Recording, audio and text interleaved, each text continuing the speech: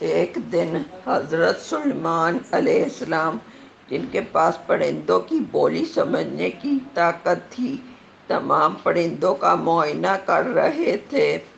ہدہد کہاں ہے؟ سلیمان علیہ السلام نے حیرانگی سے پوچھا۔ وہ مجھے دکھائی نہیں دے رہا۔ اگر اس نے مجھے اپنی غیر حاضری کی کوئی معقول وجہ نہ بتائی تو میں اس کو سخت سزا دوں گا، یہاں تک کہ اسے قتل بھی کر سکتا ہوں۔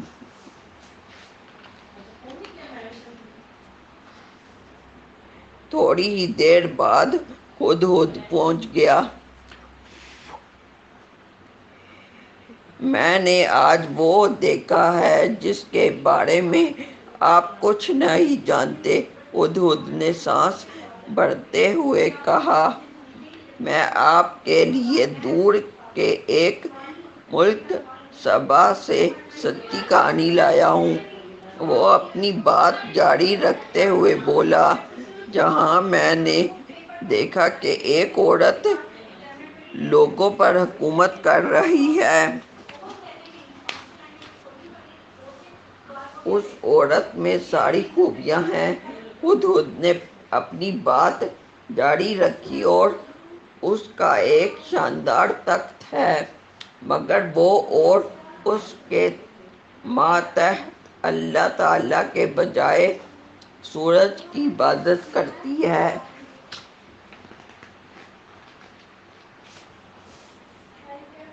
ہدہد بات آگے بڑھاتے ہوئے بولا، شیطان نے ان کو یہ یقین دلا دیا ہے کہ وہ جو کر رہے ہیں بالکل صحیح ہے، اور اس نے ان کو صحیح راستے سے بھٹکا دیا ہے، لہذا وہ اس اللہ کی عبادت نہیں کرتے جس نے ان پہ زمین و آسمان کی پوشیدہ چیزوں کو ظاہر کیا۔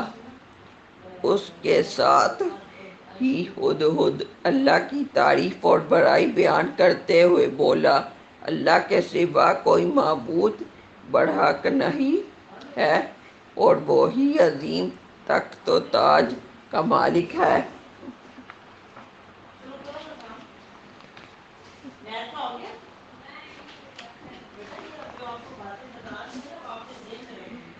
حضرت سلیمان علیہ السلام نے ہدہد کو ایک تخت دیا کہ یہ ملکہ تک پہنچاؤ اور اس کا جواب لے کر واپس آؤ۔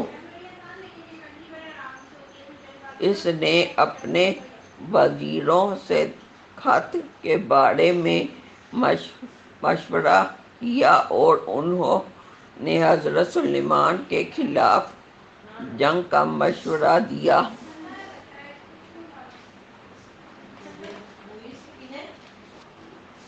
لیکن ملکہ نے نہایت دانش مندی سے جواب دیا، جب بادشاہ کسی شہر پر حملہ کرتے ہیں تو وہ اس شہر کو اور اس کے لوگوں کو تباہ و برباد کر دیتے ہیں، یہی ان کا طریقہ رہا ہے۔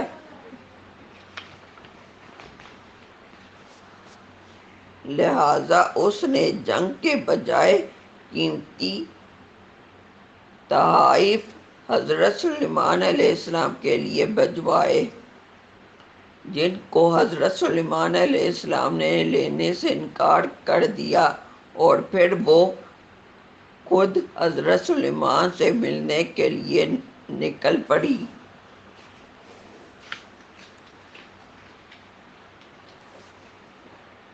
اسی دوران حضرت سلیمان نے اپنے لوگوں سے پوچھا، تم میں سے کوئی ایسا ہے جو ملکہ کے یہاں پہنچنے سے پہلے اس کا تخت یہاں لے کر آ جائے؟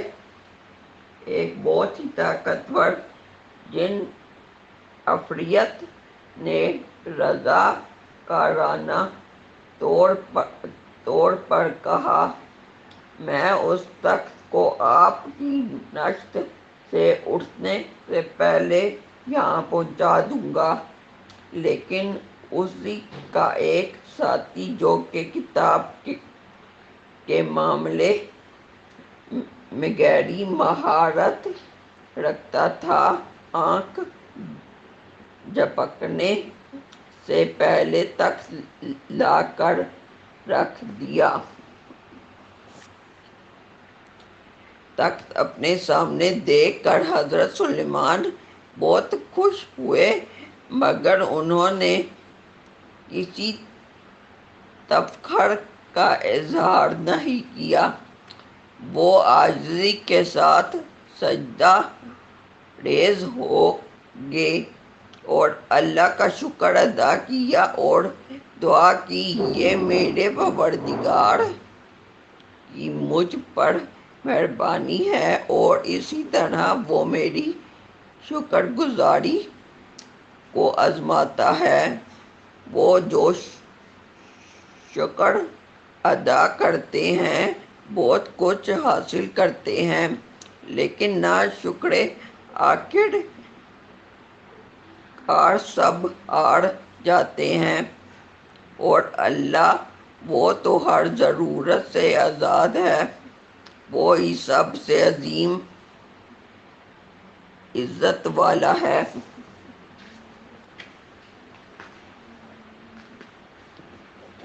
جب ملکہ یروشلم پہنچی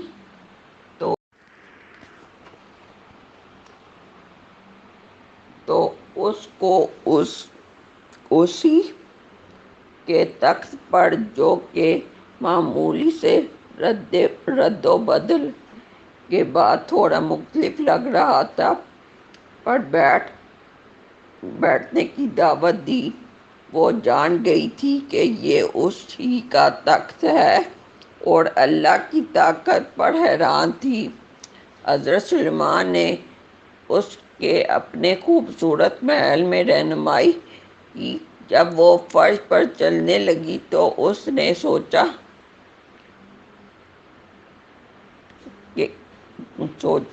اپنا دامن اوپر کر لیا کہ یہ فرش نہیں بلکہ پانی کا ایک تالاب ہے۔ حضرت سلیمان علیہ السلام نے اسے روکا اور بتایا کہ یہ کوئی پانی کا تالاب نہیں بلکہ شیشے کا ایک ایسا فرش ہے جس کے نیچے پانی بہہ رہا ہے، اور یہ فرش اس چیز کا اظہار دیتا ہے جو کہ یہ نہیں ہے۔ اسی طرح حقیقت صرف ایک ہی ہے اور وہ ہے اللہ، ہم سب کا خالق۔ لہٰذا ملکہ کو چاہیے کہ وہ سورج کی عبادت چھوڑ دے اور اس کی عبادت کرے جو ان سب کو تخلیق کرنے والا ہے۔ ملکہ سمجھ گئی تھی کہ حضرت سلیمان علیہ السلام اس پیغام کا کیا مطلب ہے۔ اسی وقت یہ کہتے ہوئے ان کا مذہب قبول کر لیا کہ اے میرے مالک، بے شک میں گناہ گار ہوں، مگر اب میں حضرت سلیمان علیہ السلام کے ساتھ اپنے آپ کو اسلام کی اطاعت کے لیے وقف کرتی ہوں، اور میں اپنے آپ کو حضرت سلیمان کی طرح دونوں جہانوں کے مالک کے لیے وقف کرتی ہوں۔